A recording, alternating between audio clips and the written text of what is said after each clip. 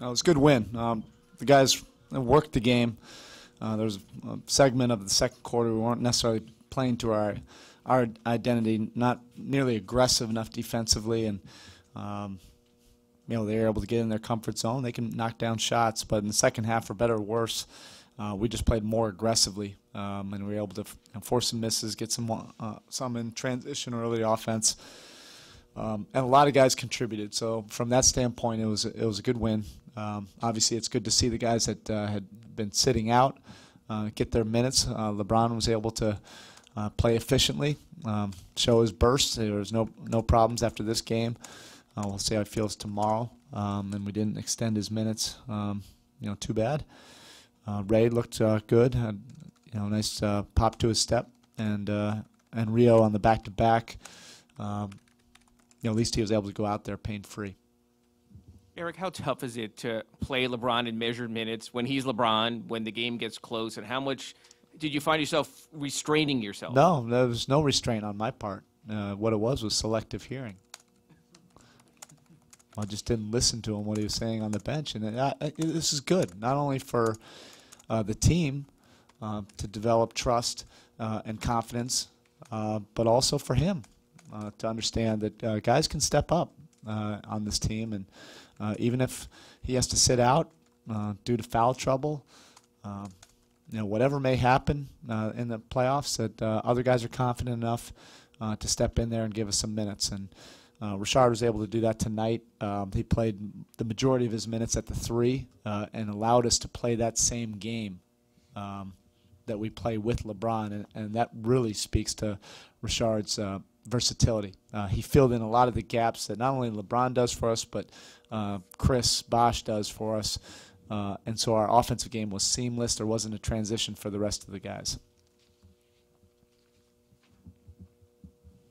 Erik, Chris Anderson's performance and what he did on the boards, is that the kind of thing you anticipated eventually with his relentless energy there would be 12, 15, or those kind of rebounding totals? Just depends, but what you always knew about him was the pursuit.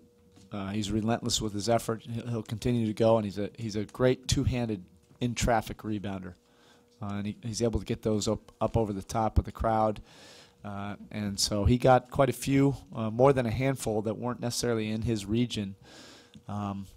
Those are playoff-type rebounds. Would it be a fair assessment to say that you're most encouraged simply just by the way you finished? Us? Yeah. Yes, and again, it's working the game and being more committed. The first quarter and the second half, even if they would have scored more, it was just more true to our identity, being much more aggressive, trying to force some turnovers, get some deflections, force them into some mistakes. We didn't get quite as many as we would have liked, but we were forcing them into the end of the shot clock, and we did get some stops. We were able to turn those into early offense. Erik, your thoughts on reaching 60 wins for the second time in franchise history, and how about the possibility of breaking the team record of 61 set in 1996-97? I remember that year. That was my second year with the team. And you felt the change of the culture of the franchise. That was an exciting year. I guess to put it in perspective, I say this with respect, I had no idea this was our 60th win. So I guess that's where my mindset is right now. I think we don't take it for granted, this organization. Obviously, since Pat and Mickey took over, it's been about winning, but doing it on a consistent level, doing it in a first-class professional way. It's tough to win in this league. It really is. It's tough to put together a team like this for all the different reasons that we can talk about. But we've seen it on the other end, where we only won 15, and it's much more enjoyable to be part of this. Erik, LeBron didn't seem to be, overly rusty or anything after a week off. What did you guys have to see? You talked about he had to go through some tests before the game. What did you have to see, and how did you think he played in terms of pacing himself? Well, he knows his body better than anybody, so he knew how to pace himself and put his fingerprints on the game.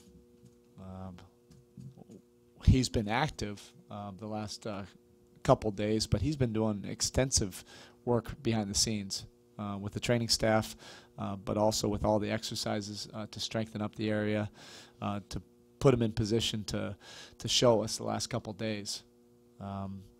Yesterday he was able to do, actually it's 3 days, so he was able to do the practice, the shooting, do some work afterwards, was able to do some work yesterday, and then today he had to show us, I guess more importantly, show the training staff that he could pass all the movements, and that was about a 15-minute series of sprints, jumps, back pedals, lateral moves, all of that under the close eye of that staff before we gave him the green light.